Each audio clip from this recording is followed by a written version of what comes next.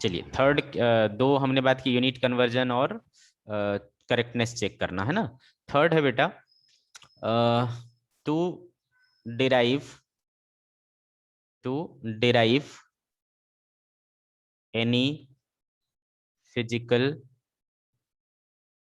Relation. कोई equation है या कोई फॉर्मूला है, हम उसे क्या कर सकते हैं, डिराइव कर सकते हैं with the help of dimensional analysis. ठीक है, क्लियर है। जैसे कि जैसे मैंने बताया सेंट्रीपिटल फोर्स का फॉर्मूला क्या होता है बेटा, सेंट्रीपिटल फोर्स का फॉर्मूला क्या होता है बताइए, mv²/r होता है ना। ठीक है, सेंट्रीपिटल फोर्स का फॉर्मूला क्या होता है, mv²/r। तो ये फॉर्मूला कैसे आया, इसे अगर मुझे डिराइव करना है तो हम इसे क्या कर सकते हैं, डिराइव कर सकते हैं with the help of dimensional analysis. ठीक है, ये थर्ड हो गया। एंड फोर्थ एप्लीकेशन है to find dimensional formula of any unknown quantity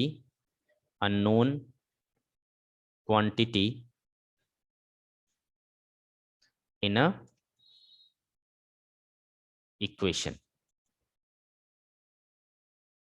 ठीक है, कोई इक्वेशन है, उसमें अगर मान लो अपने को कोई चीज पता करनी है तो पता कर सकते हैं। लाइक मैंने लिखा x equals to a plus B T. ठीक है, हमने बोला कि भैया x जो है ना वो लेंथ है और t जो है ना वो टाइम है, और a और b का हमें पता नहीं, a b का डायमेंशन हमें पता करना है। तो हम क्या कर सकते हैं, पता कर सकते हैं डायमेंशनल एनालिसिस के हेल्प से। आया क्या चारों चीज समझ में आप लोगों को? Yes sir. अब इसे हम क्या करेंगे, बारी बारी से समझेंगे, बारी बारी से इसको पढ़ेंगे डिटेल में। ठीक है, वन बाय वन। चलिए फर्स्ट क्या था बेटा अपना, to check the correctness, to check the correctness of an equation.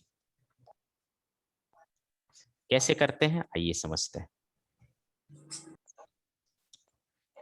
जब हम कोई इक्वेशन लिखते हैं बेटा, लाइक हमने लिखा s equals to U T plus half A T square.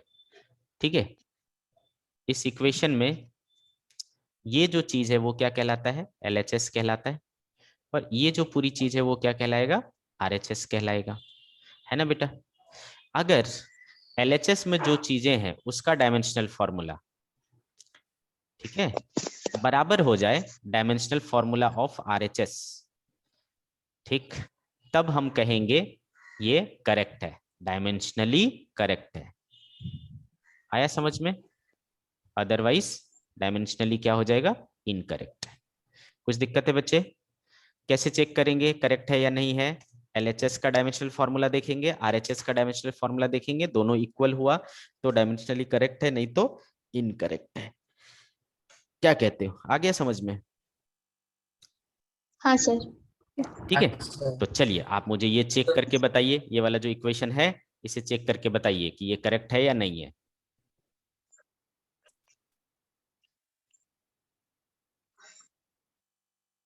Correct है?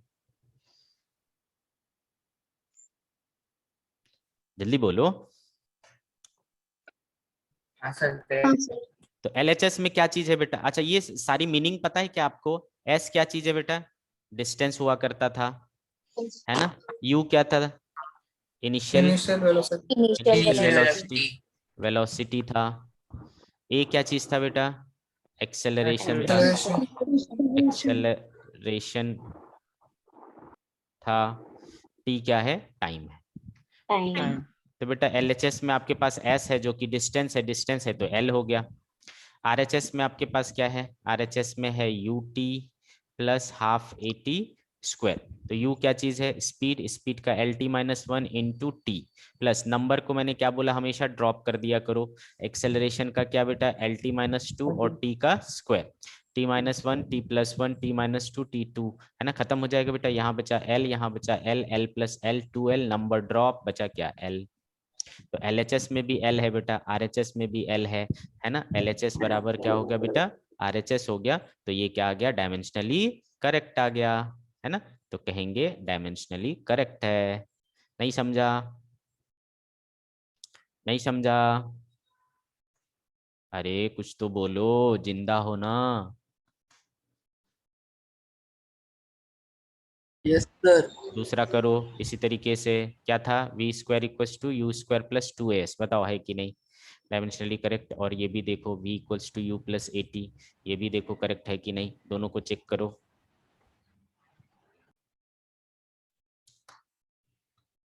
बताइए क्या आया।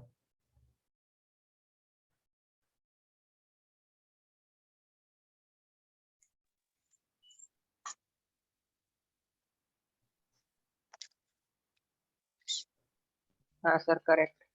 दोनों करेक्ट है, हाँ सर। समझ आया। हाँ सर। क्लियर बच्चे, तो इसको ये हो जाएगा आपसे। अब दूसरे एप्लीकेशन पे बढ़ूं मैं। यस हाँ सर। हाँ सर। सेकंड क्या था बेटा, यूनिट कन्वर्जन। हाँ, यूनिट कन्वर्जन। तो यूनिट कन्वर्जन में जैसा मैंने बताया बच्चे कि Q इक्वल्स टू क्या होता है, N इंटू यू होता है ना। ओके, या N1 U1 बराबर होगा किसके, N2 U2 के। अब मान लो मैं कहता हूं कि एनर्जी का SI यूनिट क्या होता है बताइए। SI यूनिट क्या जूल। होता है, जूल होता है। और CGS यूनिट क्या होता है बेटा, और CGS यूनिट अर्ग होता है। ठीक है, अगर मुझे जानना है कि 1 जूल इक्वल्स टू कितने अर्ग होंगे, ये जानना है, तो कैसे करेंगे। तो अपने को पता है बेटा क्या चीज, N1 U1 बराबर होता है किसके, N2 U2 के, पता है अपने को। हाँ सर। क्या चीज निकालना है मुझे बताओ।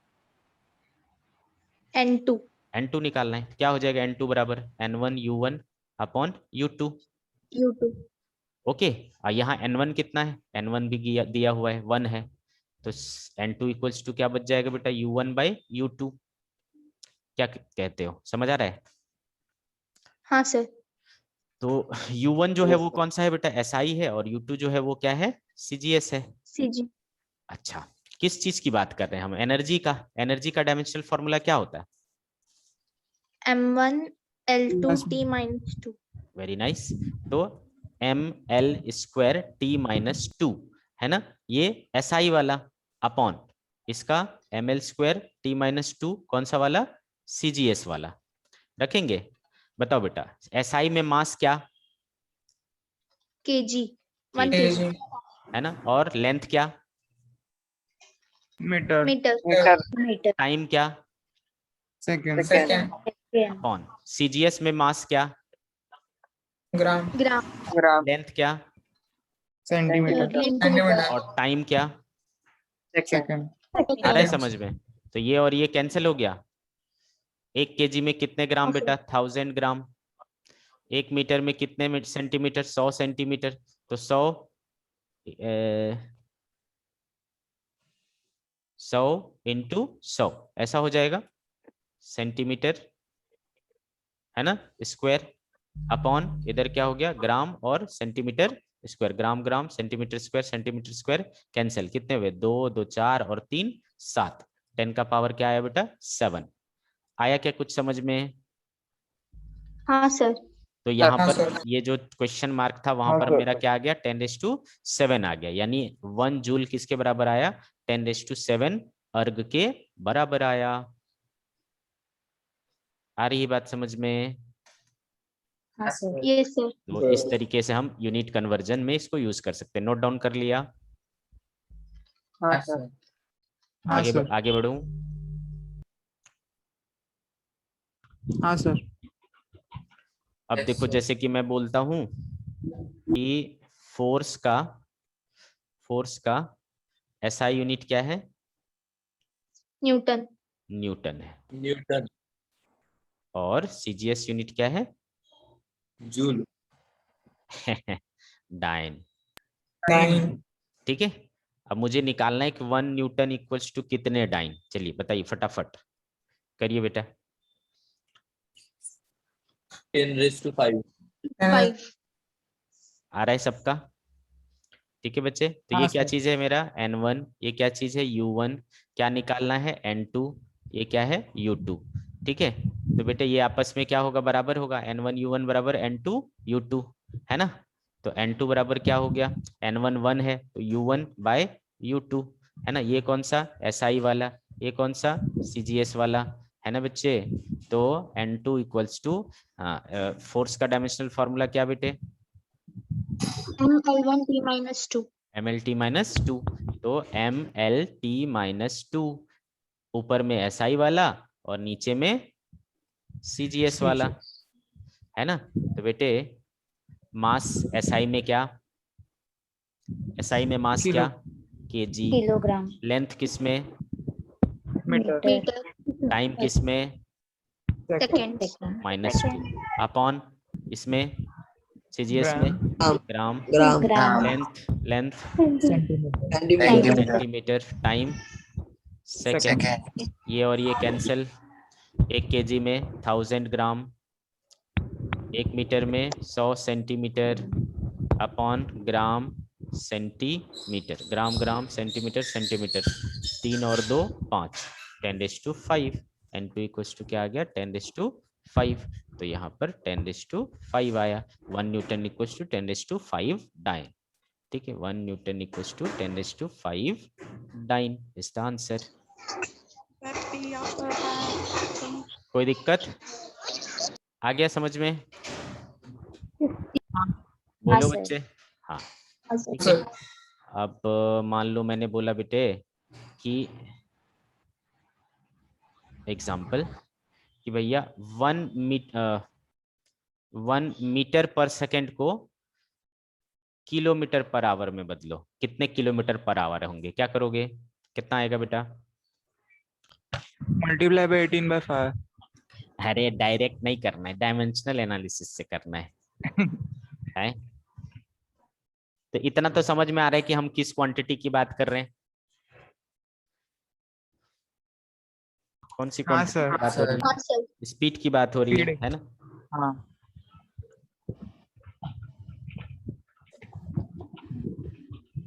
तो एक में क्या है, एक में मीटर है और सेकंड है, यानी लेंथ मीटर में होगा, टाइम सेकंड में होगा। दूसरे में लेंथ किलोमीटर में और टाइम आवर में है। हाँ। ठीक है, तो ये N1, ये U1, ये N2 और ये U2, है ना। आपस में क्या होना चाहिए, बराबर होना चाहिए। तो N1 तो 1 ही है, तो ये U1 हुआ, N2 निकालना है U2, तो क्या हो जाएगा बेटे, N2 बराबर U1 बाई U2। क्या होता है स्पीड का, LT माइनस 1, ऊपर क्या मीटर पर सेकेंड वाला और नीचे क्या है किलोमीटर पर आवर वाला।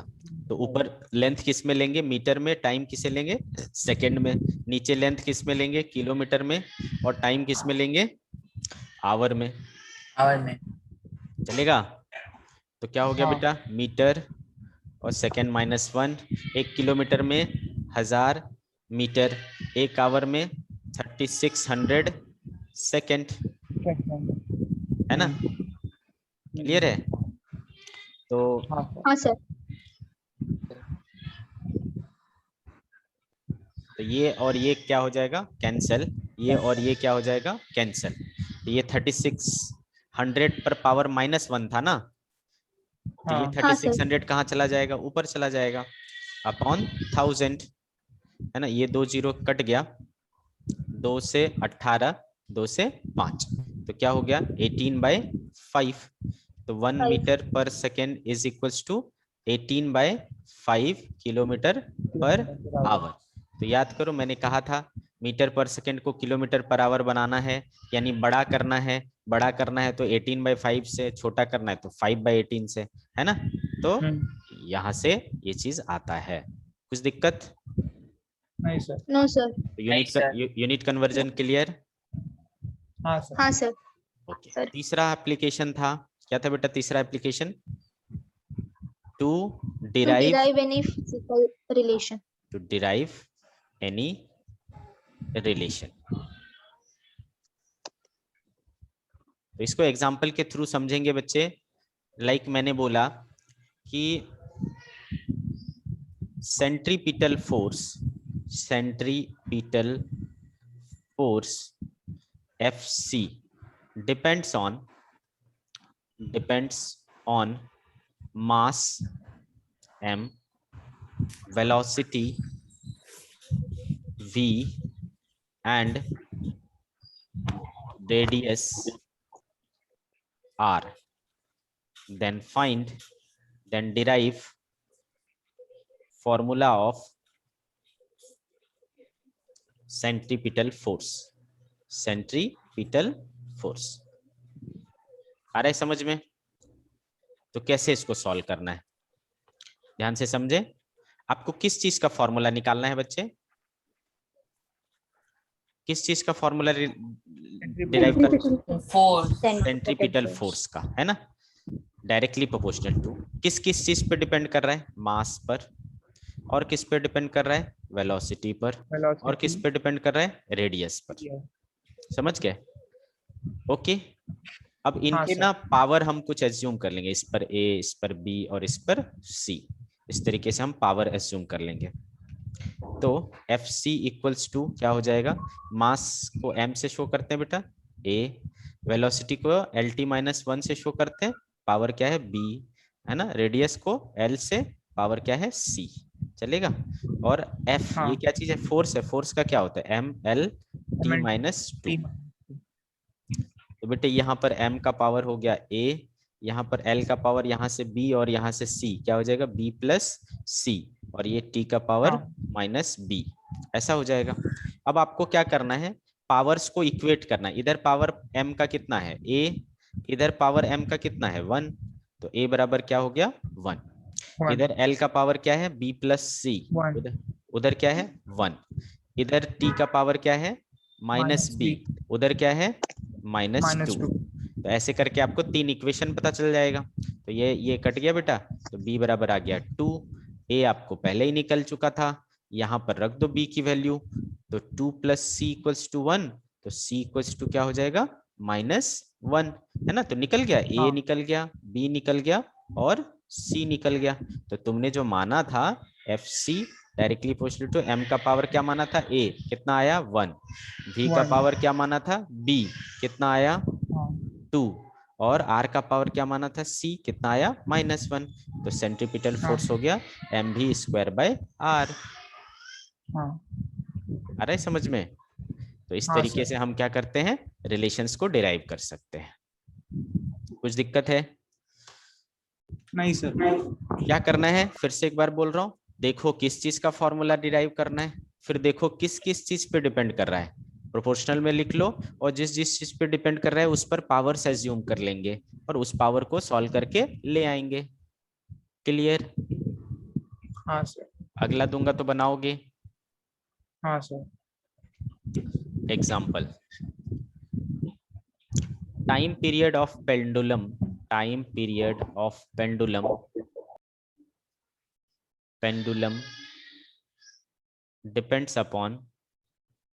depends upon length of pendulum L and gravitational acceleration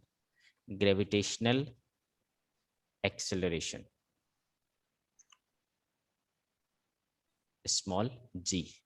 Derive time period t of pendulum. चलिए बताइए तो बेटा क्या हो जाएगा?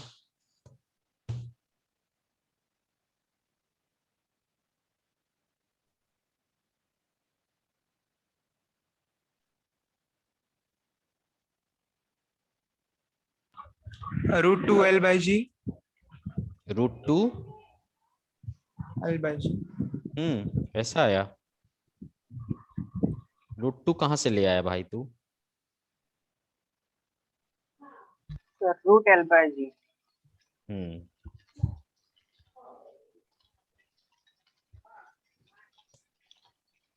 √2 कहां से ले आया?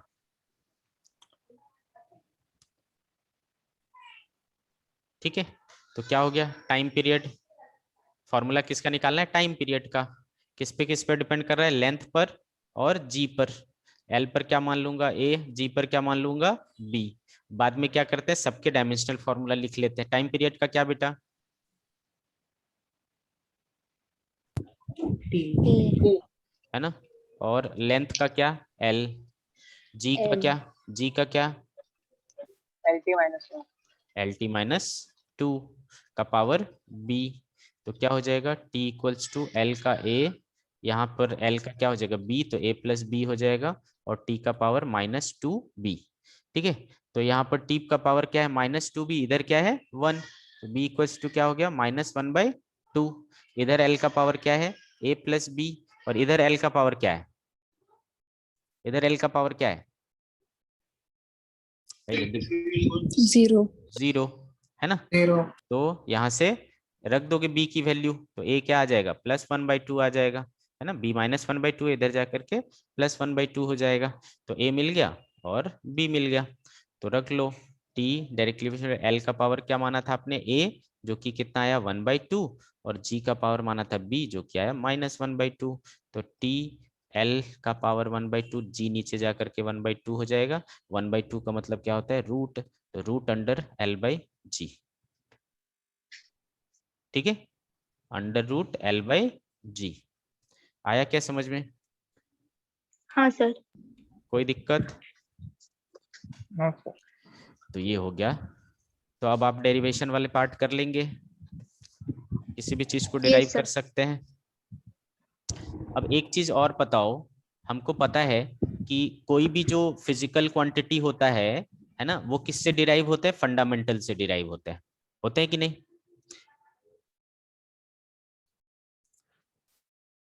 बोलो बच्चे।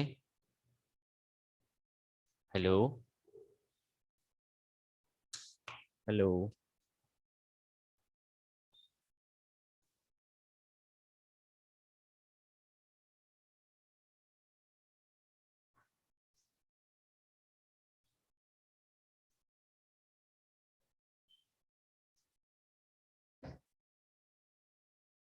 हाँ sir.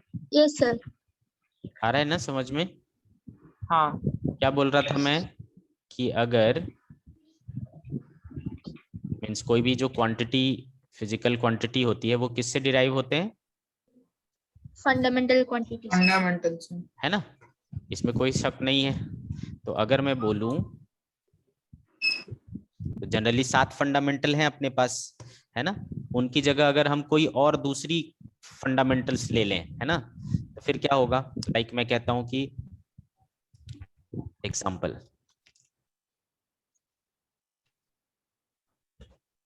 If force, velocity and time are taken as fundamental quantity,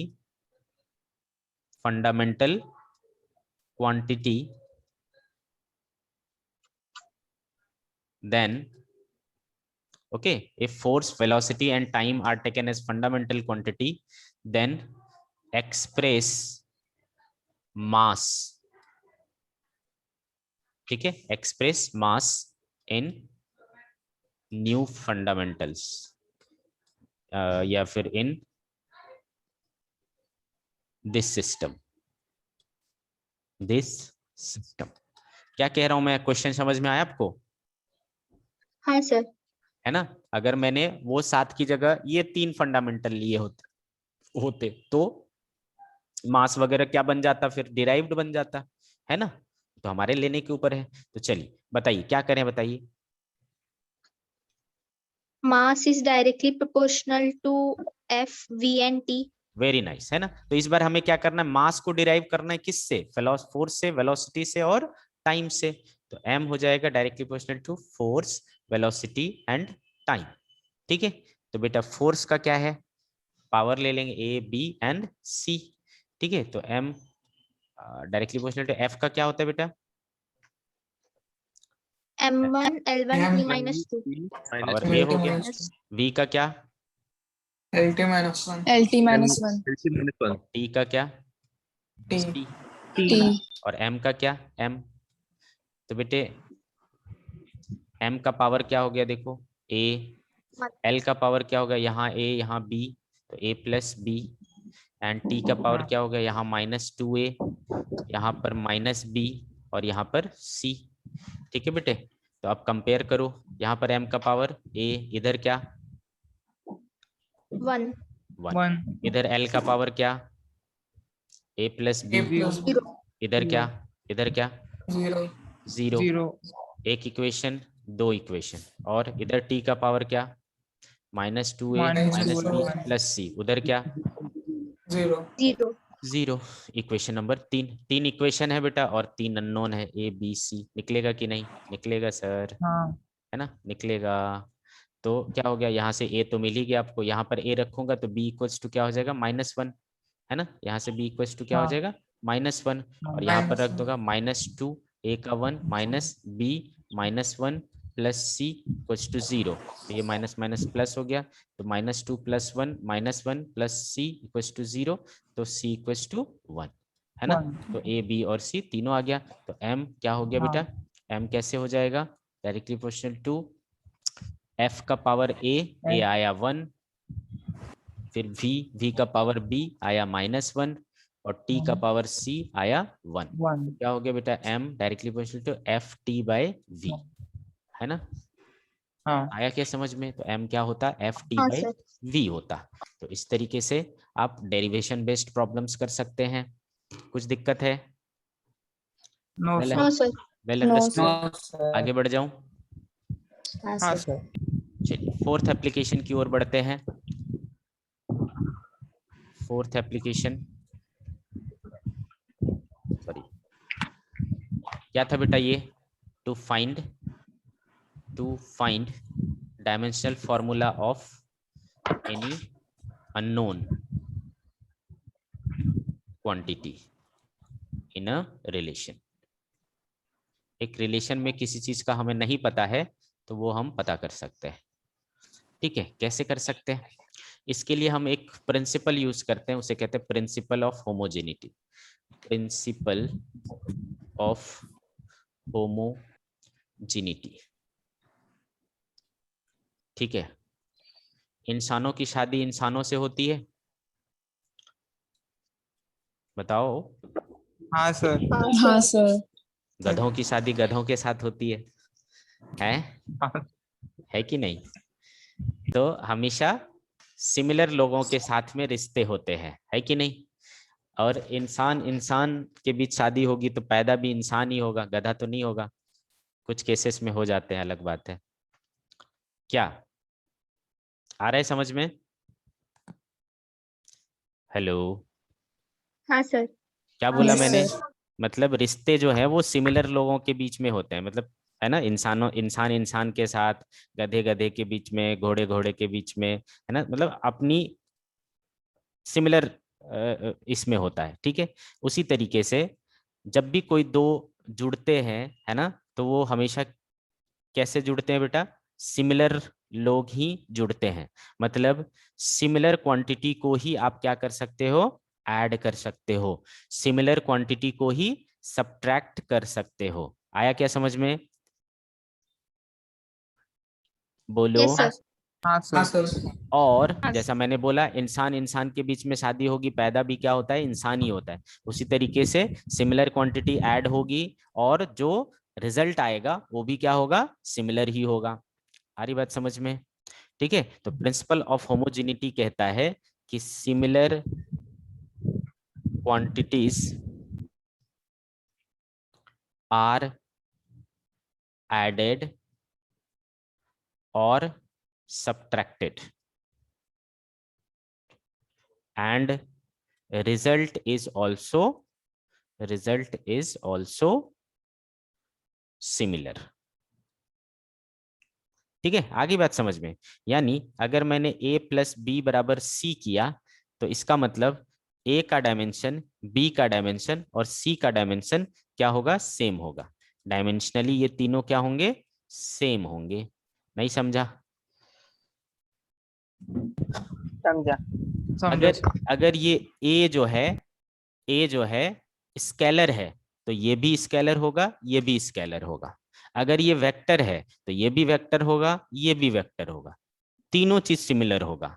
ठीक है, ये है हाँ sir. Principle of homogeneity. Clear है? तीनों आपस में सिमिलर होंगे, है ना। इसी तरीके से माइनस करेंगे तो भी। मल्टीप्लिकेशन डिवीजन किसी के भी साथ हो सकता है, मल्टीप्लिकेशन डिवीजन किसी के भी साथ हो सकता है, लेकिन एडिशन और सब्ट्रैक्शन हमेशा सिमिलर क्वांटिटीज के ही बीच होता है। समझ गए क्या? हाँ सर। Yes, sir. अब इस हाँ, चीज सर। का हम यूज करते हैं, इस चीज का यूज करते हैं किसी अननोन चीज को फाइंड आउट करने में। देखते हैं एग्जांपल के थ्रू कैसे। एग्जांपल लाइक मैंने बोला x बराबर a प्लस बी टी, और बोला x जो है वो लेंथ है और t जो है वो टाइम है। तो बताइए a और b का क्या होगा। तो बेटे मैंने क्या बोला कि कौन कौन जुड़ा है, ये जुड़ा है और ये जुड़ा है, मिलकर के आया है ये, है ना। तो आपस में तीनों चीज क्या होंगे, सेम होंगे। x और a और बी टी ये तीनों क्या होने चाहिए, डायमेंशनली बराबर होने चाहिए। x का डायमेंशन क्या है बेटा, x लेंथ है ना, हाँ तो l लेंथ हो जाएगा। तो a का भी डायमेंशन क्या होना चाहिए, l होना चाहिए, और bt का भी हाँ डायमेंशन क्या होना चाहिए, l होना चाहिए। ओके, हाँ तो a हाँ, का सर. तो मिल गया, हमें b का चाहिए, तो b का क्या हो जाएगा बेटा, l अपॉन t, है ना। ये t इधर जाएगा ना, तो ये क्या हो जाएगा, एल टी माइनस वन हो गया, है ना। तो b का पता चल गया। आया समझ में? हाँ सर। ठीक, हाँ, sir. नेक्स्ट दू। मान हाँ लो मैंने बोला भैया v बराबर a plus B T plus C T square, जिसमें v क्या है, वेलोसिटी। चलो फटाफट, t क्या है, टाइम, t क्या है, टाइम। चलो फटाफट a b और c, a का, b का और c का क्या होगा।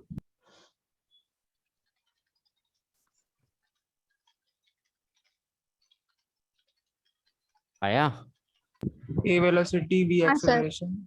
ठीक है, तो समझ में आगे भाई, जुड़ा हुआ है ना, जुड़ा है तो ये और ये तीनों चारों क्या होंगे, आपस में बराबर होंगे। तो a के पास भी v का होगा, v यानी वेलोसिटी, वेलोसिटी का क्या होता है बेटा, velocity L T minus one. L T minus. उसी तरीके से bt के पास भी क्या होगा, एल टी माइनस वन, लेकिन मुझे तो सिर्फ b चाहिए, Divided by सिर्फ b 2. चाहिए, तो t हाँ को इधर ले जाएंगे तो एल टी माइनस टू हो जाएगा। 2. सिमिलरली सी टी स्क्वायर के पास भी क्या होगा बेटे, L T L T minus minus one होगा। हमें ओनली c चाहिए, t को इधर ले जाएंगे तो c बराबर L T L T minus minus three हो जाएगा। 3. कुछ दिक्कत है? No sir. No, sir.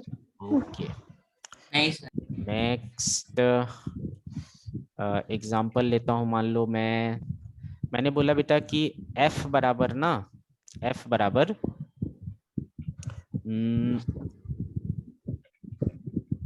p upon a plus B X. ठीक है, ऐसा लिखा, जिसमें f क्या है, फोर्स है, p जो है वो मोमेंटम है, x जो है बी एक्स नहीं, नहीं, ये बी नहीं है, यहाँ पर बी है और p यहाँ मल्टीप्लाइड है। ठीक है, तो p जो है आपका वो मोमेंटम है। ठीक है, और ये a है और ये x है। x क्या है, डिस्टेंस है, x डिस्टेंस है। चलिए बताइए a और b का डायमेंशन क्या होगा।